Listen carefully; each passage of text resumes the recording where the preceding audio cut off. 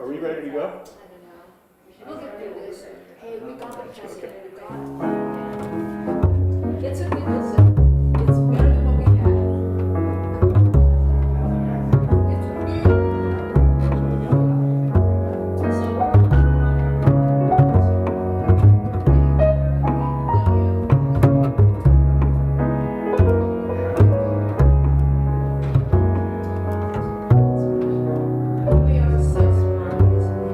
Figure out really what I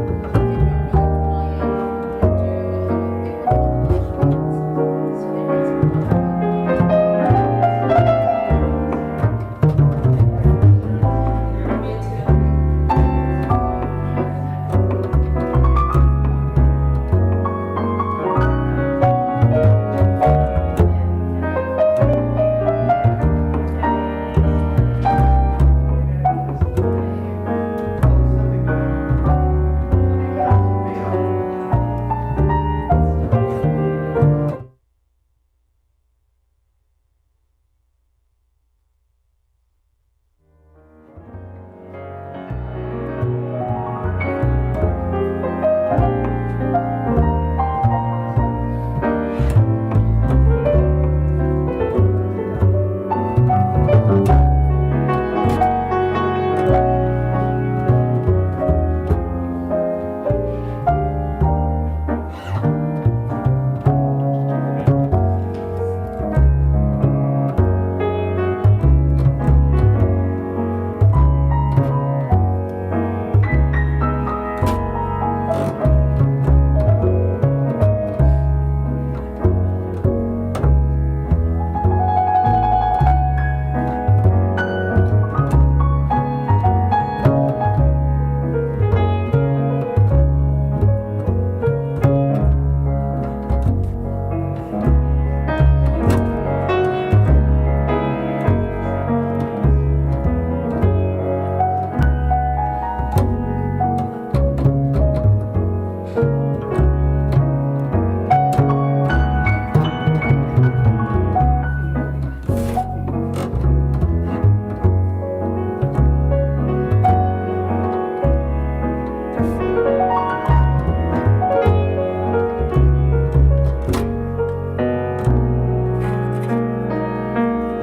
fit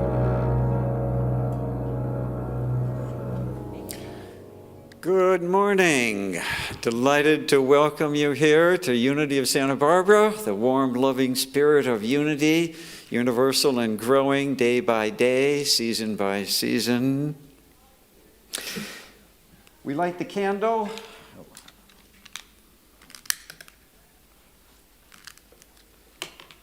To remind ourselves that we are the light of the world. We are the light, which includes many qualities, skills of life, the light of joy, the light of wisdom, the light of love. Let's affirm this together. I am the light of the world. Together, I am the light of the world.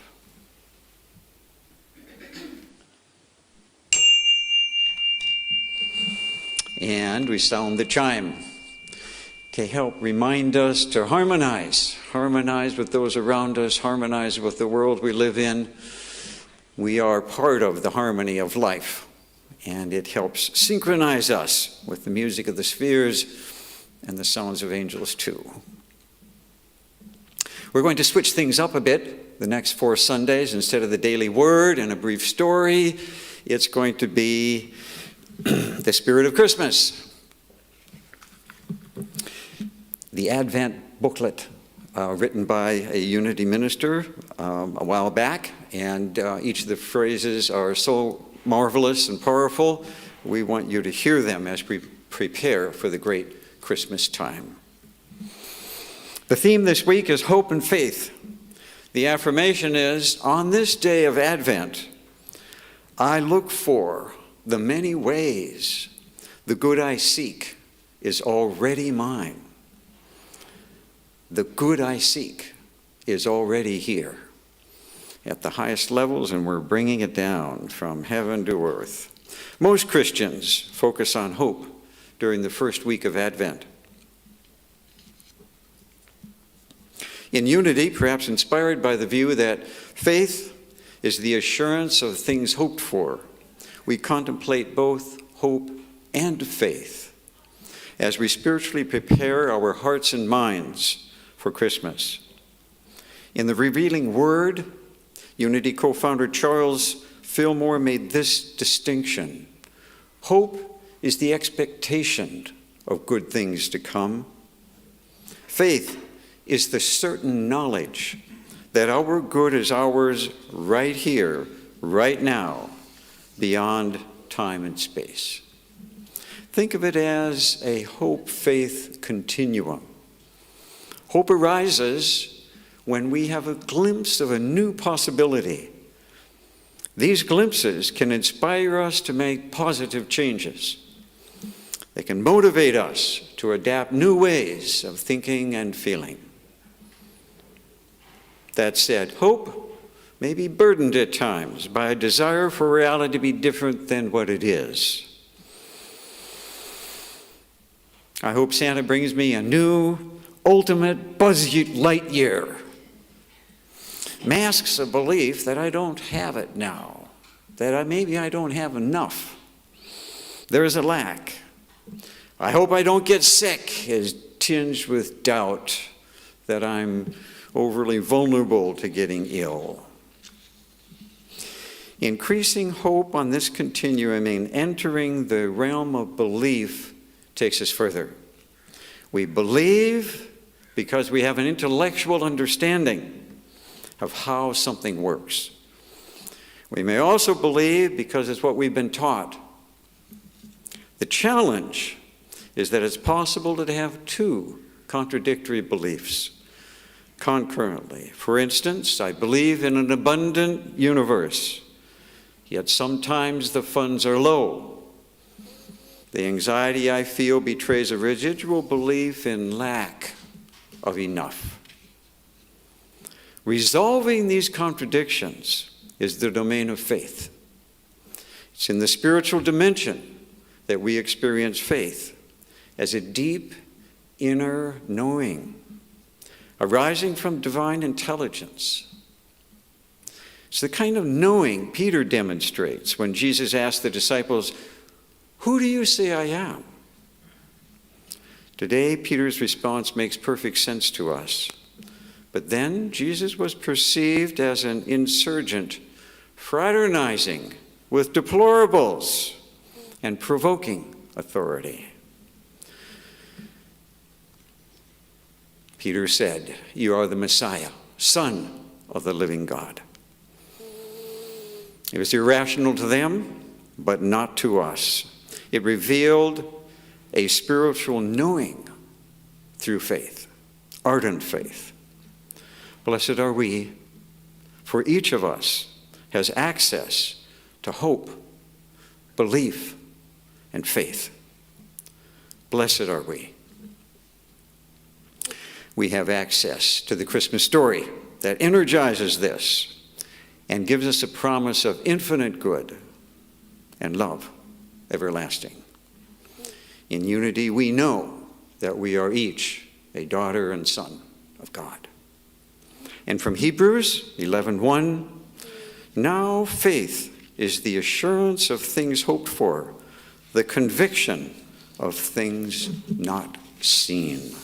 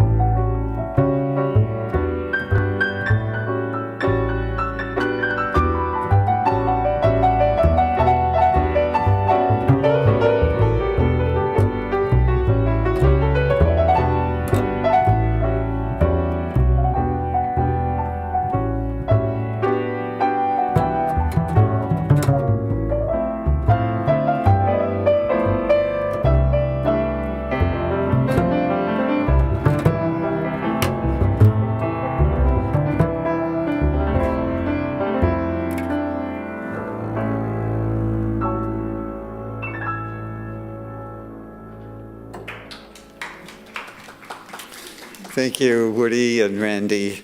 It's so lovely. We have a guest musician today with us, Sharon Hendricks. She's been here before. We thoroughly enjoy her being here. And I just want to say a few words about her, remind us all the great talent and experience she brings with us. She blends musical genre of pop, progressive rock, blues, jazz, classical, and fusion.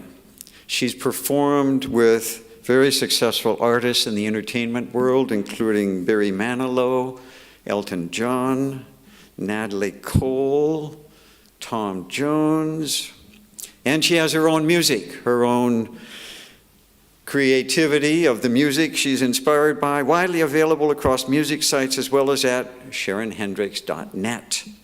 So we are so fortunate to have you back. Thank you so much for joining us. Please welcome Sharon Hendricks.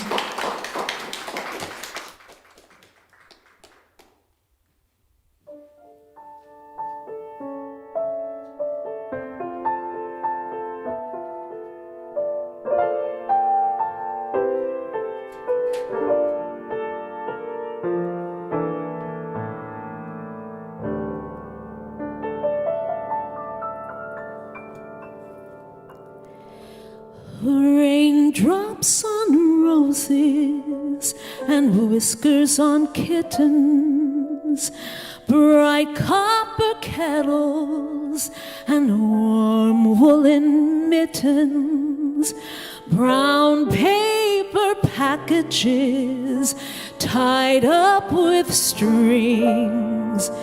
These are a few of my favorite things.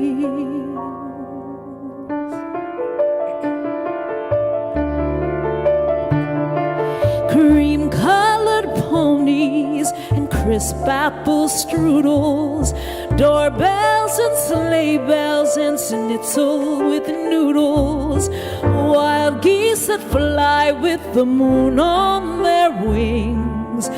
These are a few of my favorite things. Girls in white dresses with blue satin sashes, snowflakes that stay on my nose and eyelashes, silver white winters that melt into spring. These are a few of my favorite things. When the dog bites, when the bee stings, when I'm feeling sad, I simply remember my favorite things, and then I don't feel so bad.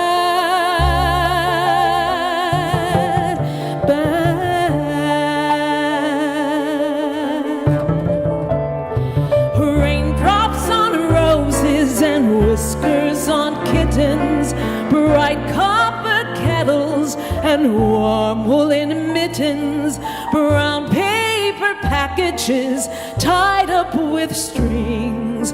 These are a few of my favorite things. Cream-colored ponies and crisp apple strudels, doorbells and sleigh bells and schnitzel with noodles, wild geese that fly with the moon on their wings. These are a few of my favorite things.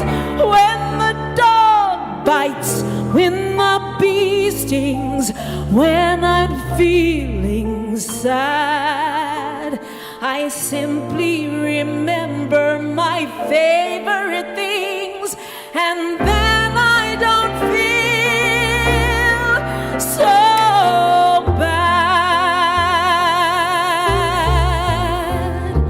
I simply remember my favorite things, like silver white winters that melt into spring, and then I don't feel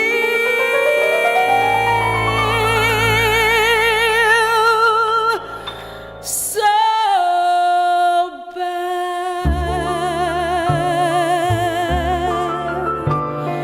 so bad, so bad, so bad.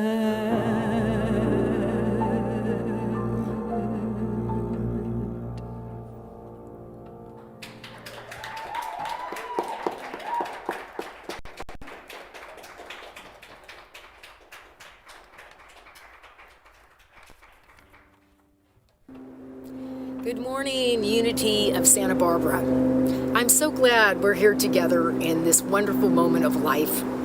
Today, Sunday, November 29th, is my birthday, and I'm celebrating being alive, as we all are, and I'm with you in spirit, but physically, I'm on a little vacation.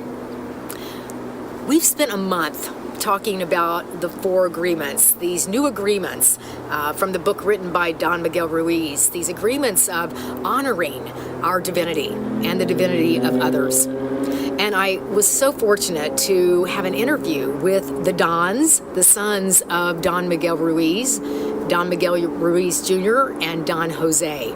And I want to present that as our Sunday morning talk to go even deeper. And guess what? There's a 5th agreement. So, without further ado, the Dons.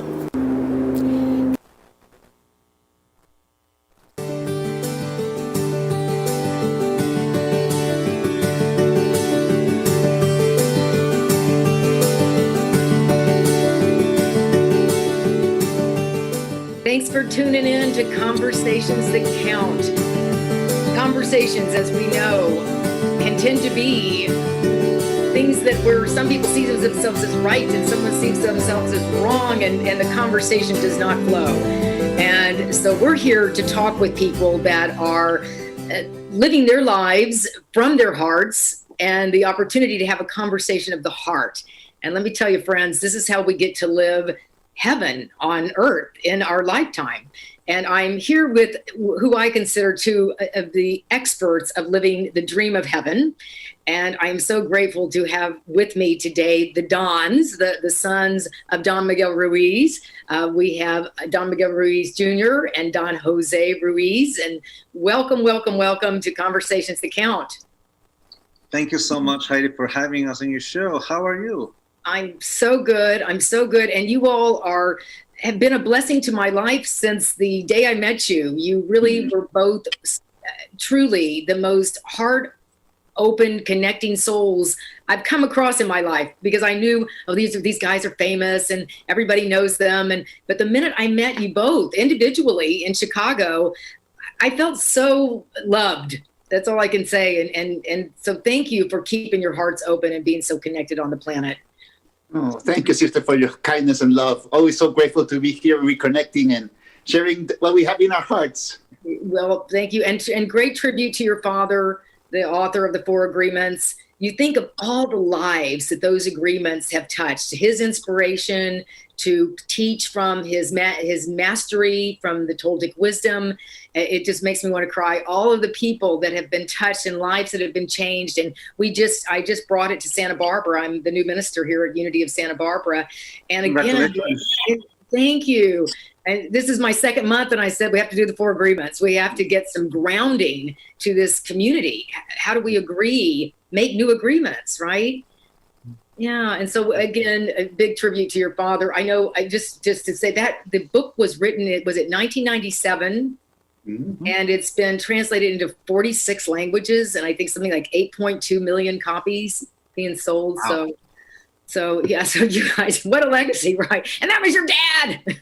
Yeah, no, it's beautiful because I remember the whole process when he was young and how he began his apprenticeship with my grandmother, and how he slowly, what he called, put everything he learned in a tradition into words he called common sense, into a language called common sense.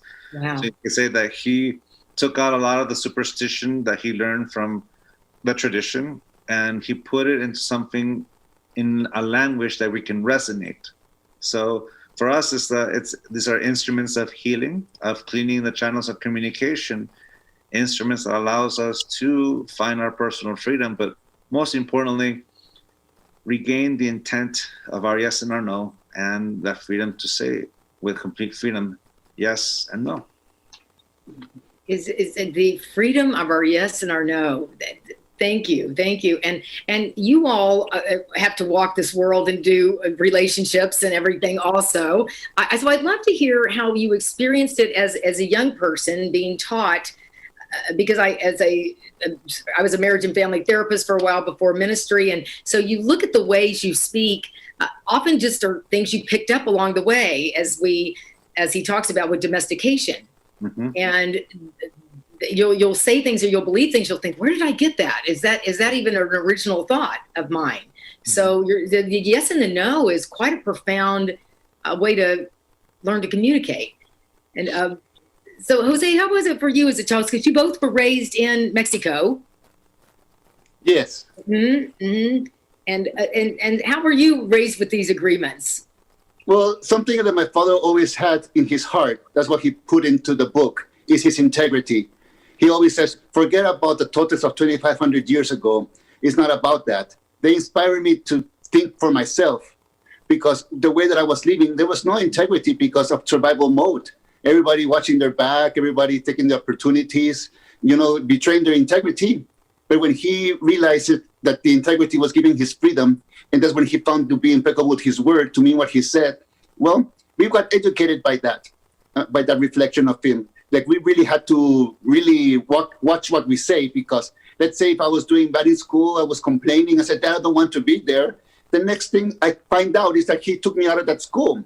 And then I went out of my funk, out of my tantrum, and it said, no, I want to go back to that school. I have all my friends. He goes, now you have to be impeccable with your word, because you said you wanted to get out. Now you deal with it. Now, before you do something, think what you say. And if you're in it, then make the best out of it and let it go, because everything is a learning experience. Growing up as a teenager, relationships, marriage, work, being a brother, and, it's all experiences of relationship. But, the most beautiful thing that he taught me is, if you keep all those channels with integrity open, there will always be respect. And this is the most seed of the antique seed that ever been in the world of happiness, is the seed of integrity. When you plant those seeds of integrity in your home, in your gardens, you will always be surrounded by integrity. And when I first read the 4 agreements, and I don't read much, but I got that book in one sitting down, and I went to Father and says, Father, I know this book. And he said, of course you know it. Everyone knows it, because it's a mirror reflecting your integrity. So only thing you have to do is let go and unlearn all those agreements that you made to make a new agreement with yourself. And, here we are now. Here we are. I just think it's so interesting that you sat down and read the book. It's like, oh, I know the author. Yes, it's and I thank you for saying this is what we know. We know it so deeply, and it's almost like you're birthing a more true you. This is why I'm calling these conversations that count, because I think every conversation counts. Like you're saying, I may say, I don't want to go to school, but I'm putting that out there because there's something in me that, believes it. But I guess what these agreements help me do is slow down and say, do I really want to say that? Do I really want to create that? Mm-hmm. And it's wonderful that that we are in relationships like you two are, and in your family, where it's like, okay, well, if you said that, how does it feel now to create that? Yeah. So you all, we went on, because both of you, you all write books, you lead courses. I just watched a film you did, Jose, called Love of Life. Oh, it was beautiful.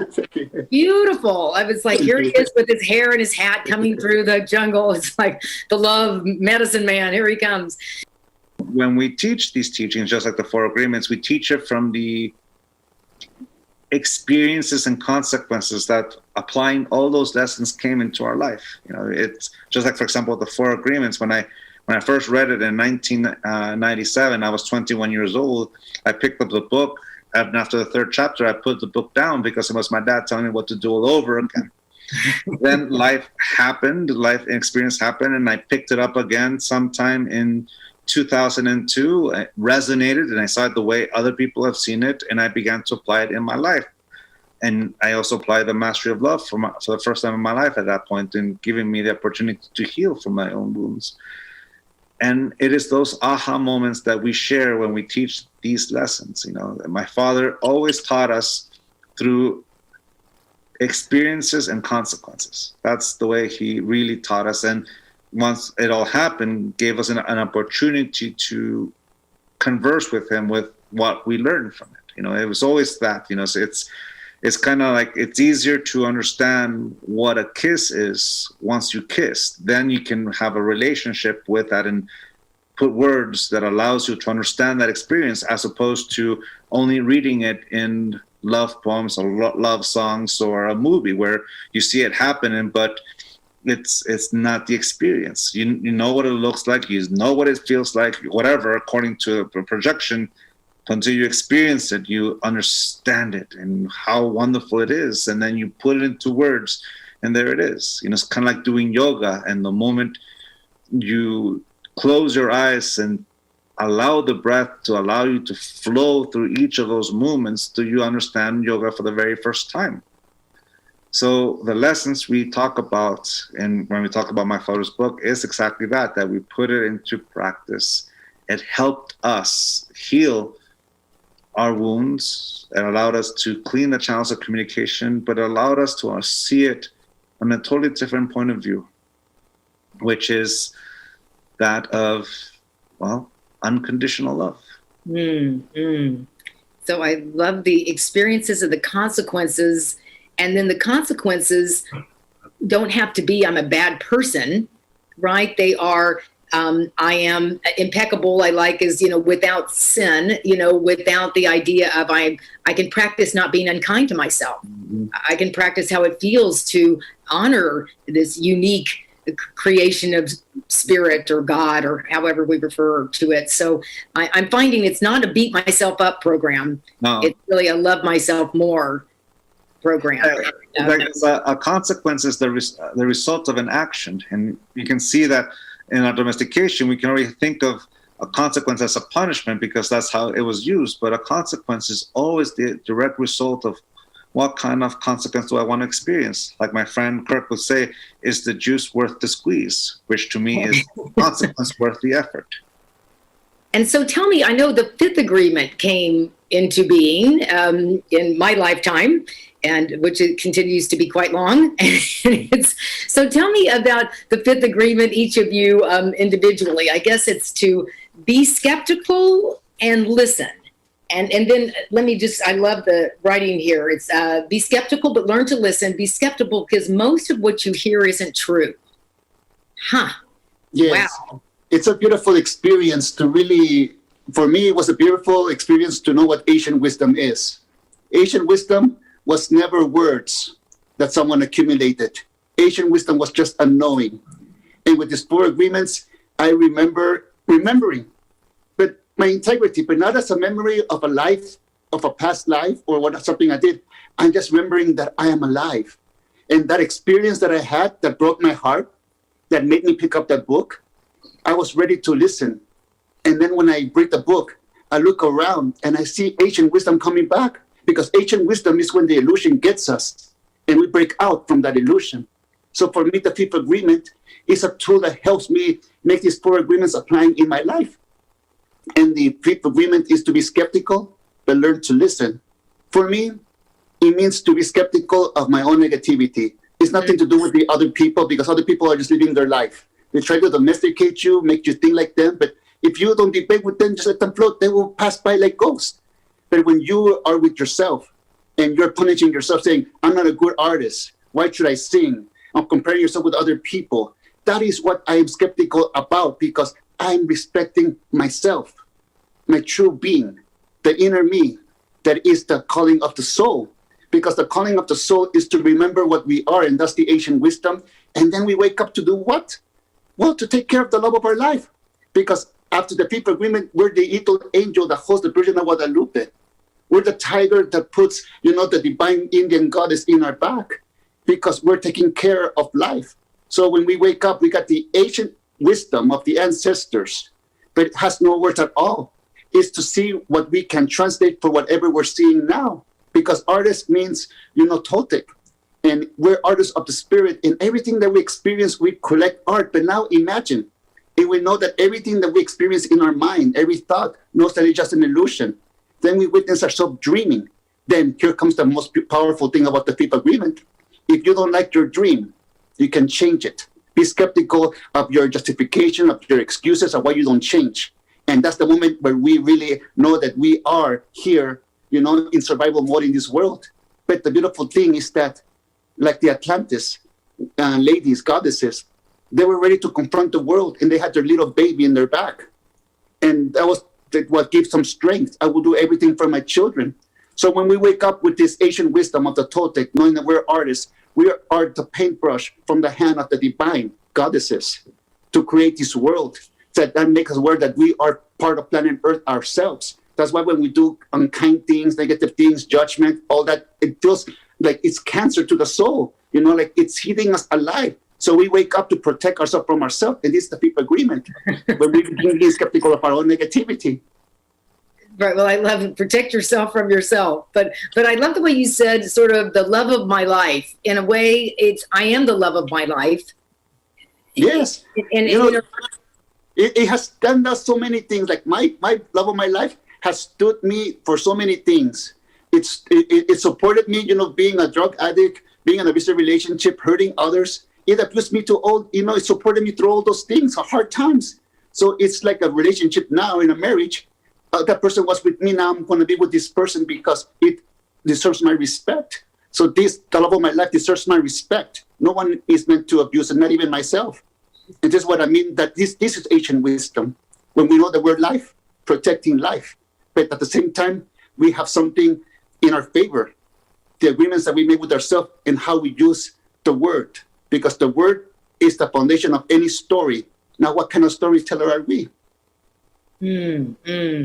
Jose, thank you. It's such a counterintuitive, certainly from the Western upbringing, that is that I hope I can present myself to the world in a way I can be accepted, rather than this completely different, what I'm putting out in the world is my perception of myself. So, and I will tell you, knowing and meeting you too, it works. Because I will say, I remember when I was driving Jose in my car and thinking, oh my gosh, this guy, and I could just feel the vibration of acceptance. But see, now I know that comes from within him.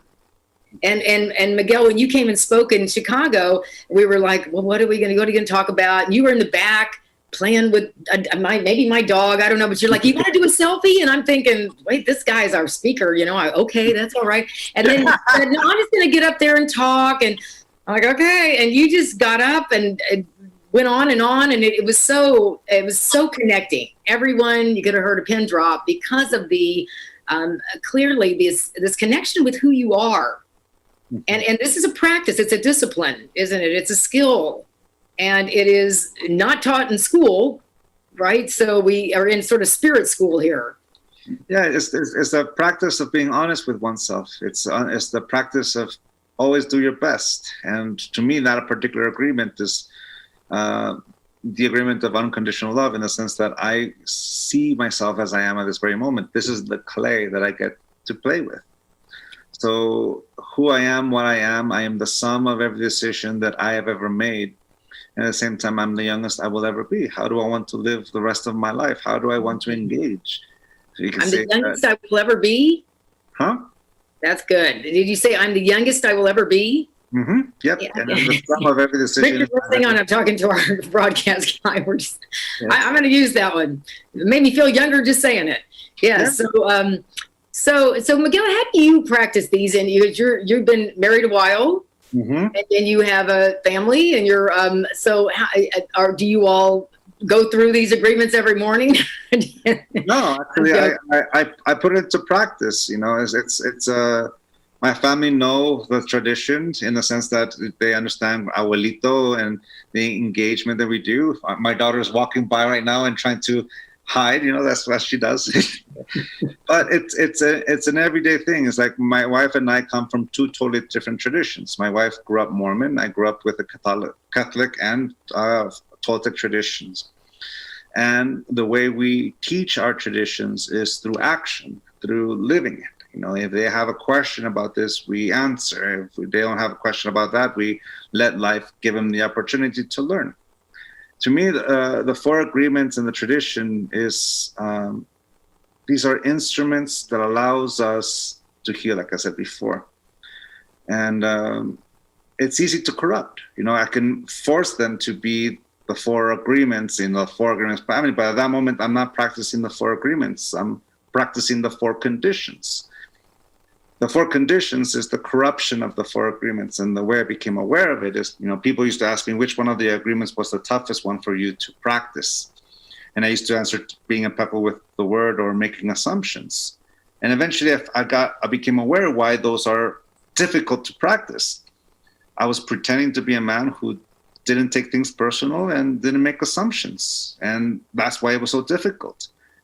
And I became aware that I can use the four agreements as an instrument of domestication. And the telltale sign of that is judging myself for taking things personal, judging myself for making an assumption, judging myself for the rest of it.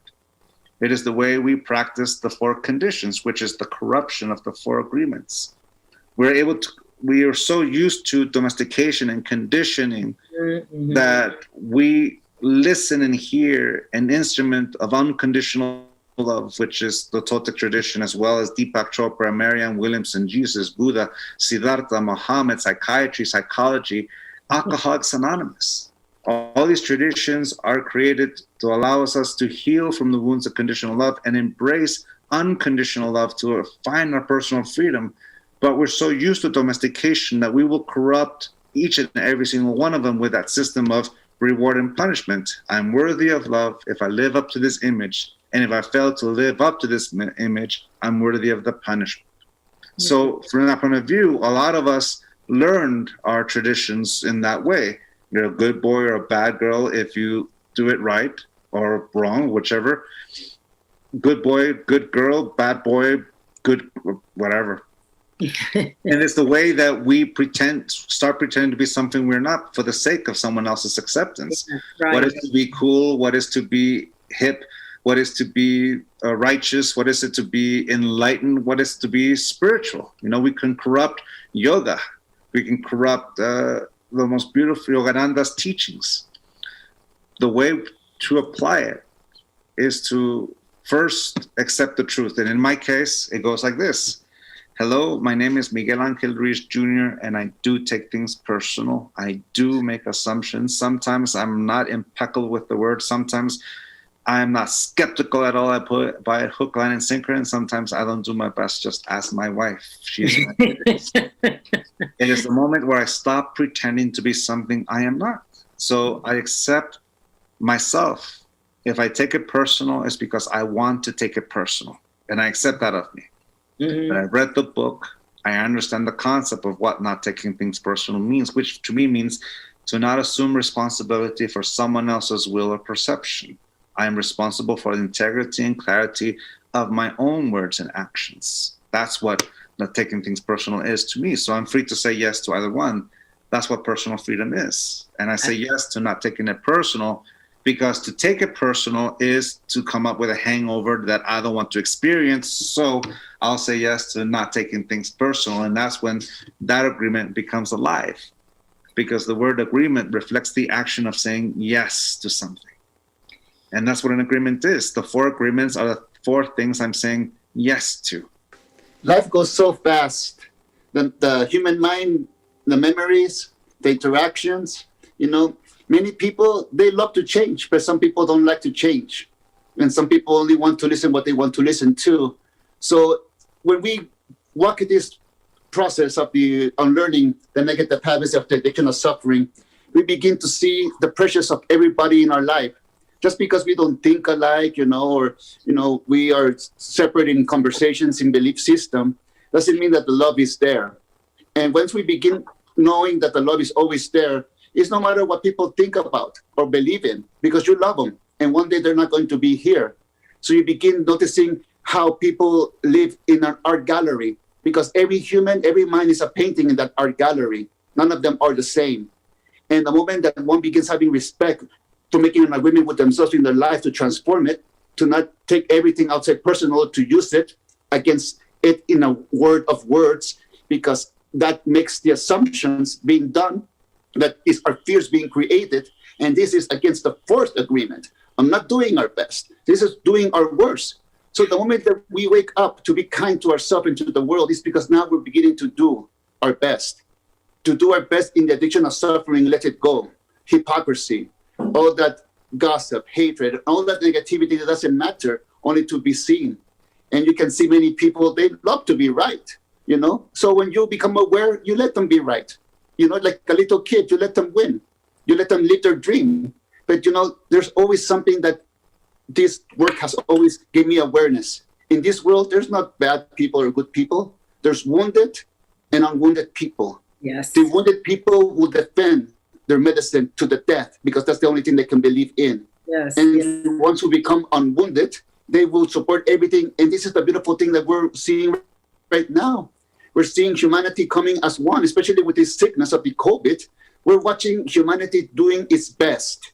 And people who don't want to do their best, you know, they can feel that they are lying to themselves because it's comfortable to live in the island of safety in a pain that we're used to and keep a world of suffering that we don't want to change. And this is what happens when we get inner wisdom. We cannot live in that world. Our consciousness, it's so clear that it's awareness that if we stay there, we're only betraying the law of our life. And it comes a moment when you see your kid getting abused in the kindergarten school, saying, I don't care what teachers say to me or the principal says to me, I'm seeing my kid wounded here.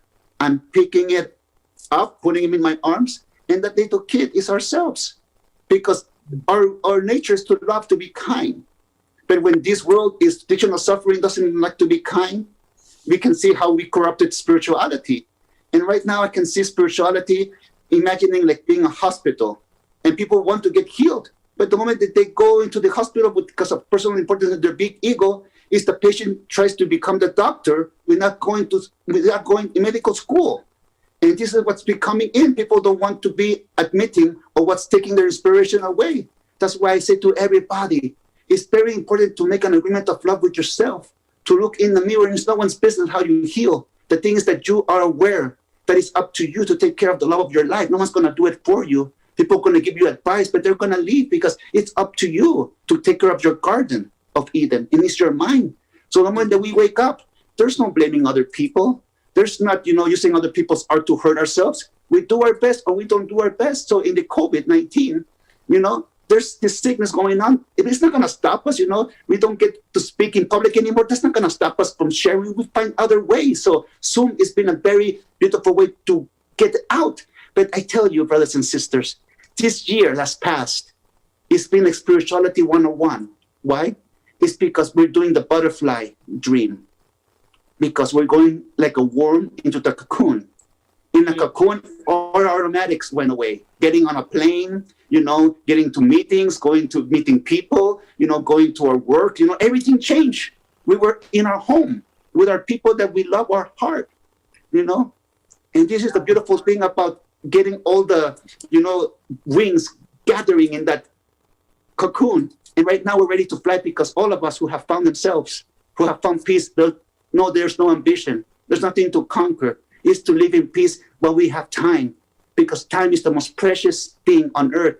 I once saw an interview that they did with this Buddhist monk, and they asked her, because she liked to cook, what is your favorite ingredient? And she responded, my favorite ingredient is time, because it lets marinate everything to get the flavors. So imagine marinating this year through everything that we went through all our life, and to finally let go of it, and we'll fly like a cocoon. This is inner wisdom. This is ancient wisdom.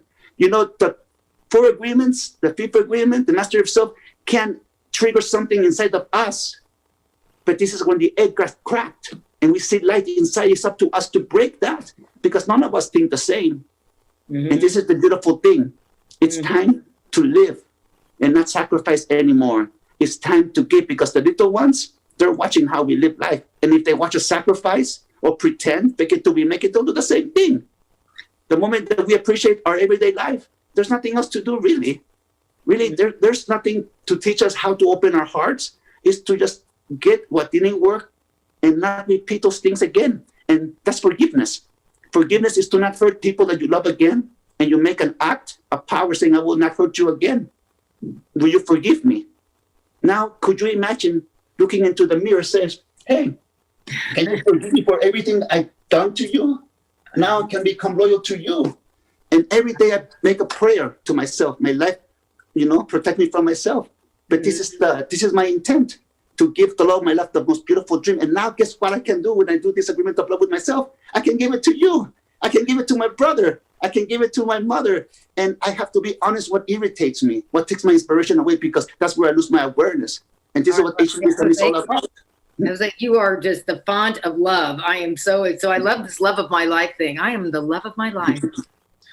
We live in an age where information is surrounded us, and it's our job to discern what that is, to apply the fifth agreement to what we read, to be able to scrutinize what we perceive and engage.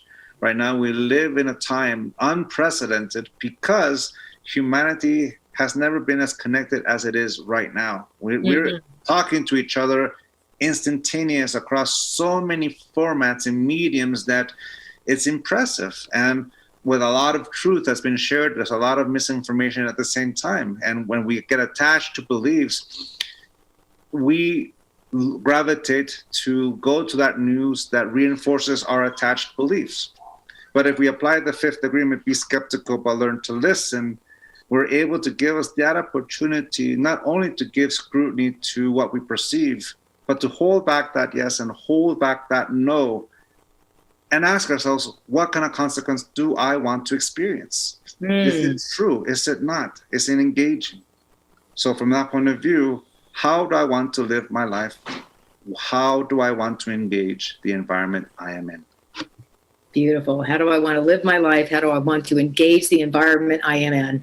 I am so blessed by your presence. Thank you for blessing my life and blessing the lives of so many. Now, people can find you all at miguelruiz.com, which is then Miguel, yours is miguelruizjr.com. Yes. And you all are the ministers of the moment, and I'm so glad to know you and very blessed by your presence. Thanks for saying yes to being on the show. And yes, absolutely. We're going to see you in Santa Barbara soon.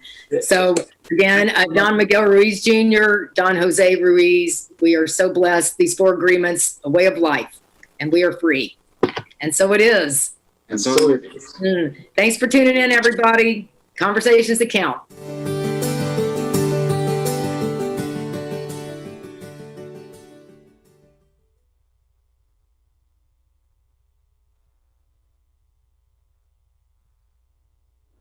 Great wisdom. Yes, a wonderful way to go into the holidays. Hope and faith. That's what these wonderful gentlemen teach, and that is what we live. We're artists of spirit. So let's take some time and marinate in that truth. Marinate and listen to the still small voice right here and right now.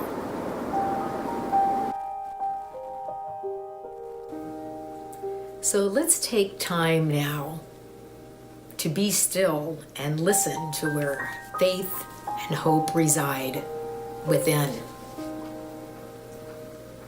I invite you to close your outer eye and open your inner eye.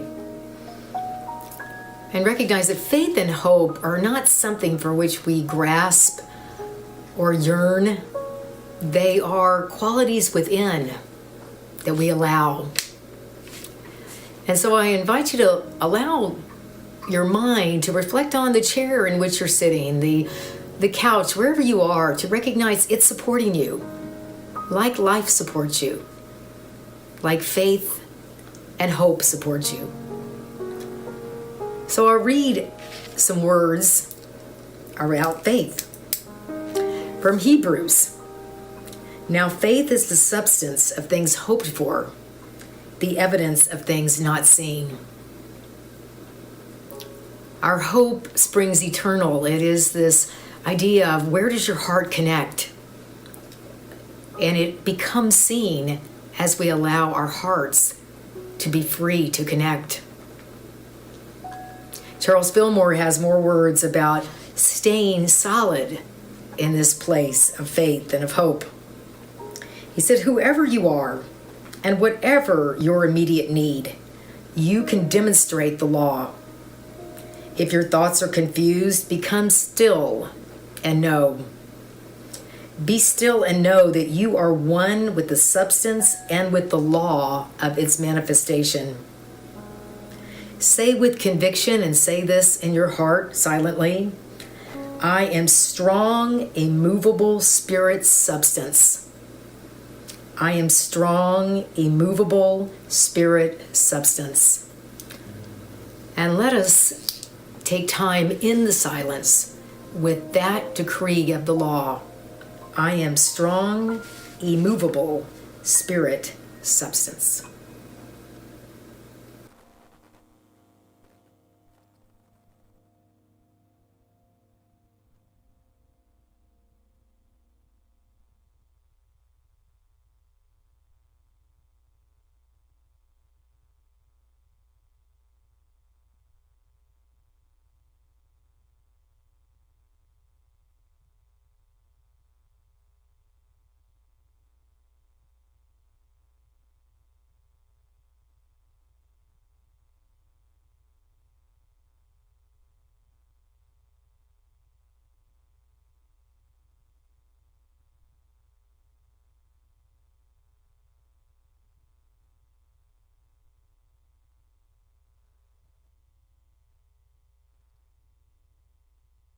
Our attention to this breath, to this place of feeling more clear, more solid, more hopeful, and recognizing faith is like our breath.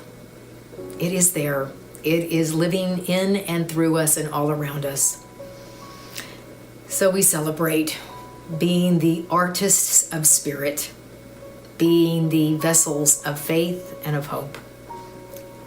And if we ever feel alone and disconnected, we have our spiritual family right here with us. It is a celebration to be you. And so it is.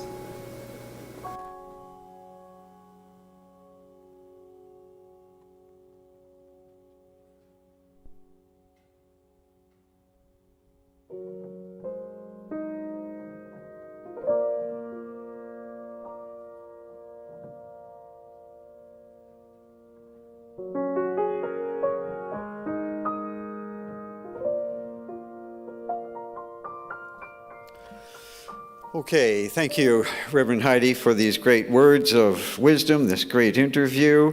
I was especially impressed by Don Miguel's statement that the four agreements are common sense. That's what unity teaches, common sense. Hope, faith, trust is common sense. The spiritual perspective is common sense. So now is the time for the offering. Thank you for your generosity, supporting Unity of Santa Barbara. There are many ways to support Unity of Santa Barbara. For all of you on Facebook, thanks for giving via the new donate button. You can also set up a fundraiser through Facebook. Reverend Heidi did that for her birthday, which is today. Happy birthday, Reverend Heidi. If you were here, we would sing for you. Other ways include donating through Givelify app, which you can download separately. Sign up for recurring giving, connecting you to the law of circulation, the law of abundance. On our website, santabarbaraunity.org, you can click Donate at the top, which will take you to the Givelify program. On the live stream page of our site, there's a Donate button, so there are two. If you're watching the screen full screen, simply exit from that and see it. This is also our major fundraiser of the year that's ongoing, called the Blessings Registry Campaign, which we'll hear about in a few more moments. So very briefly, let's review the good we receive from Unity. The insight, the inspiration, the friendship and fellowship,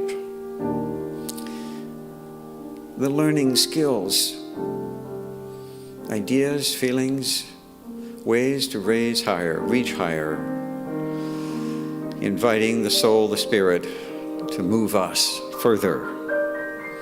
All this and more. Think about the ways you can support our efforts, and the many of us that are doing so. What we give is multiplied many times over. give what you can at this point in time. So let us bless this channel of good. Hold your gift in your hand over your heart as we say these words together. Divine love, through me, blesses and multiplies all that I am, all that I have, and all that I share. I am so blessed. I am so blessed. I am so grateful for all that I have. I am so blessed. I am so blessed. I am so grateful. I am so blessed.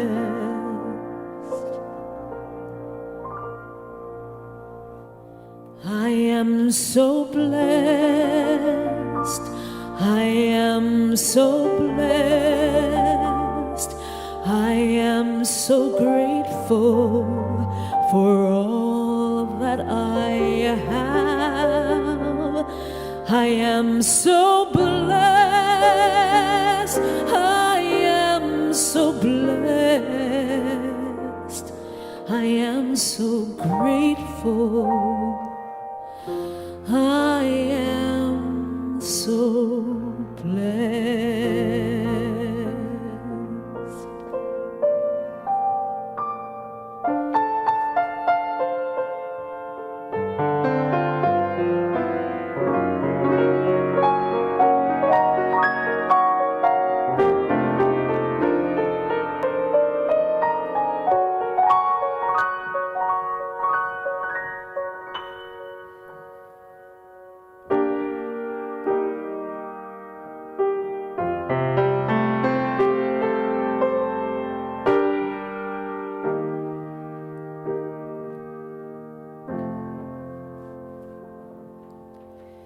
Climb every mountain, search high and low, follow every byway, every path you know. Climb every mountain, ford every stream, follow every rainbow till you find your dream, a dream that will need all the love you can give every day of your life, for as long as you live.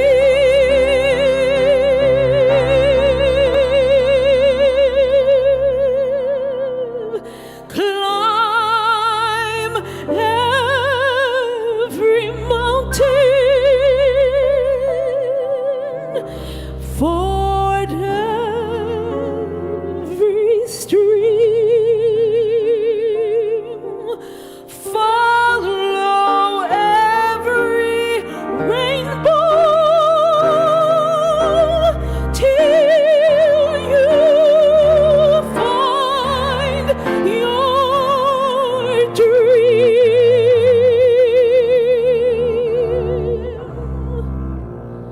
a dream that will need all the love you can give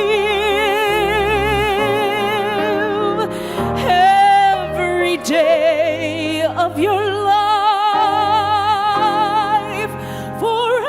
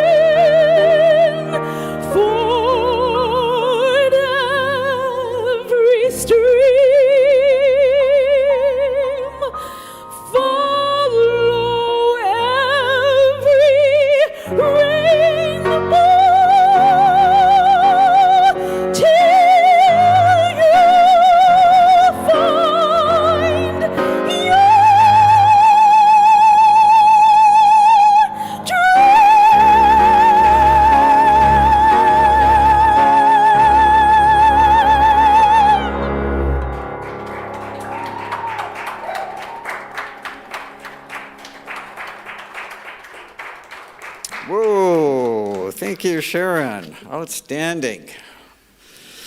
That's going to sink in and stay with us for a while. So, announcements. Looking a lot like Christmas. We've got this marvelous decoration here, the tree, all the flowers, poinsettias, and we want to thank our decorating team, Catherine Davis, Peggy Haskell, Donna Holder, Helen Zabel, Barbara Berger, Grace Bartha, Ann Self, Kathleen Blake, and Fernando Jimenez. Thank you all. Join Reverend Heidi for a fireside holiday chat and game on Zoom next Wednesday, December 9, 7 p.m. Show up with your eggnog.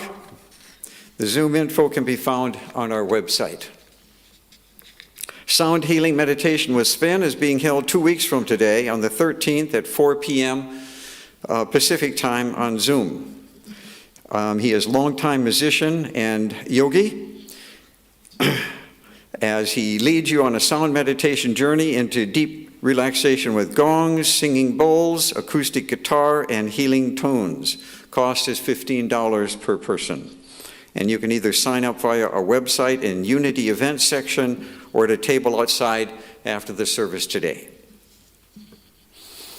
The Unity Singers Christmas concert will happen. It will be broadcast via live stream Friday, December 18 at 7 p.m. Love offerings will be gratefully accepted for the music department. And just a little ahead of time, but to begin to alert you to our Christmas Eve and New Year's Eve services, they will be held at 5 p.m. both evenings on live stream, as well as in person in our courtyard here. Very good.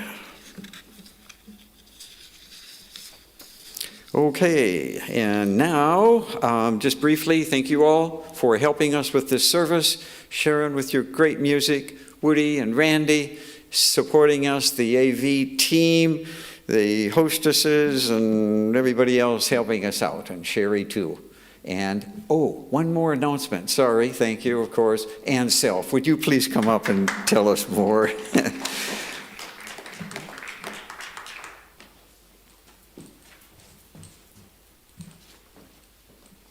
Good morning.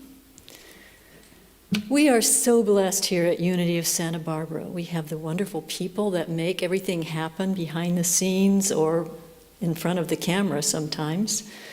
We have our staff, our music team, our AV team. We have inspirational services and events, our beautiful building, complete with running water and electricity.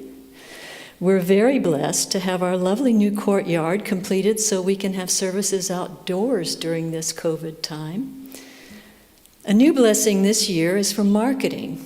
We're in the process of hiring a marketing firm to help us let people know who we are at Unity of Santa Barbara and what we believe and what we offer. And the cost for that will be anywhere between $2,000 and $3,500 a month. So if you'd like to help raise the consciousness of our Santa Barbara community and also extend that to the rest of the country and the world through our online and social media presence, you might want to consider making a contribution towards the marketing blessing. Of course, all these blessings have to be paid for, and we depend on the generous support of our members and our friends. Our goal for this fundraiser is $50,000, and so far we've raised $25,000 of that. In this season of gratitude and giving, let's keep those blessings flowing. There's a board outside by the Blessings Registry, table outside showing our blessings and what they cost. We invite you to bless whatever speaks to you with a financial contribution in whatever amount you feel called to give. There are several ways you can be in this flow of prosperity. If you're here in person, you can visit the Blessings Registry table after the service. You can give by clicking the Blessings Registry link on our website, or you can give through the Givelify app. You can also send a check to the office or take it in if you're here in person. You can, if you give with a check through Givelify or online, please be sure to include blessings in the memo line. And remember, all the good you give returns to you multiplied. Thank you. Okay, very good. Thank you, Anne. And now let us all join in on our peace song.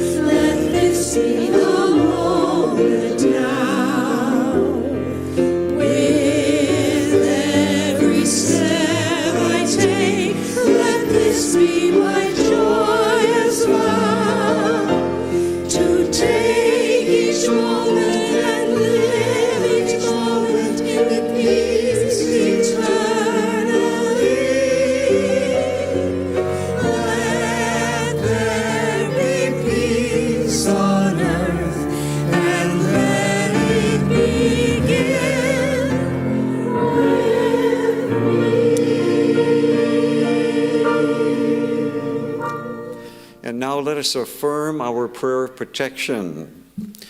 The light of God surrounds us. I am that light. The love of God enfolds us. I am that love. The power of God protects us. I am that power. The presence of God watches over us. I am that presence. Wherever we are, God is, and all is well. Thank you. Have a great week.